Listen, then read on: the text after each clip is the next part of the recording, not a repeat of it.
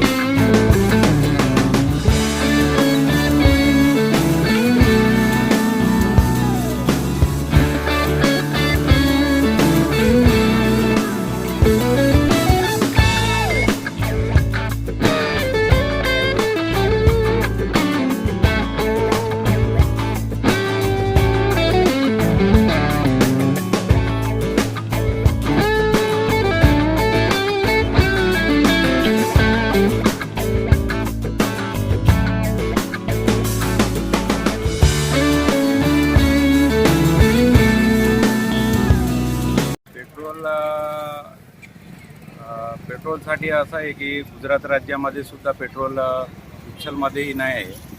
2-3 petrol pump आहे तिथंही petrol नाही आहे आणि इथं विसरवाडीपर्यंतही पेट्रोलची टंचाई जाणवत आहे आता सध्या तरी।